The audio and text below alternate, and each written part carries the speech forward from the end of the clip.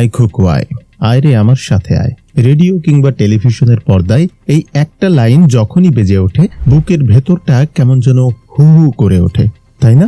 মনে হয় পৃথিবীর সব আবেগ, সব ভালোবাসা যেন এই একটা গানে এসে মিশে গেছে। আজ থেকে প্রায় 5 দশক আগে, 1976 সালের কথা।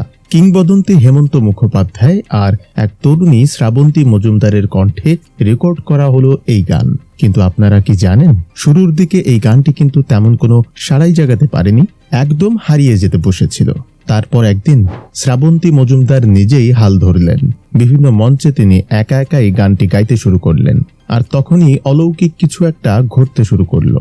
মানুষের মনের ভেতর গানটি একটু একটু করে জায়গা করে নিল। তবে এই গানের ভাগ্যের চাকা পুরোপুরি ঘুরে যাওয়ার পেছনে রয়েছে এক অদ্ভুত আর কিছুটা বিতর্কিত ইতিহাস। 1979 সাল, প্রখ্যাত পরিচালক কাজী হায়াৎ তার জীবনের প্রথম সিনেমা বানাতে যাচ্ছেন, নাম দ্য ফাদার। তিনি তার সিনেমায় এই গানটি ব্যবহার করার সিদ্ধান্ত নেন। কিন্তু দুঃখের বিষয় হলো, তখন গানটি ব্যবহারের জন্য কোনো আনুষ্ঠানিক অনুমতি নেওয়া হয়নি। হ্যাঁ, অনুমতি ছাড়া গানটি ব্যবহার করা হয়তো নিয়ম মেনে হয়নি, কিন্তু এই একটা জেদ বা ভুলই বাংলাদেশের কোটি কোটি মানুষের ভাগ্য বদলে দিয়েছিল।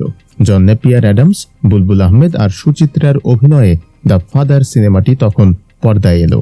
আর ব্যাকগ্রাউন্ডে যখন এই গানটি বাজলো, প্রেক্ষাগৃহে বসা হাজারো বাবা আর মেয়ের চোখ অশ্রুতে ভিজে গিয়েছিল। অনুমতিহীন সেই ব্যবহারই গানটিকে এপার ওপার দুই বাংলাতেই চির অমর করে দিল। আজ এত বছর পরও যখন কোনো বাবা তার মেয়ের বিদায় লগ্নে একা দাঁড়িয়ে থাকেন, কিংবা কোনো মেয়ে তার বাবাকে ভীষণ মিস করে, তখনই অজান্তেই গুনগুন করে ওঠে, আয় খুকু আয়। কিছু গান শুধু সুর নয়, কিছু গান আসলে আমাদের বেঁচে থাকার গল্প।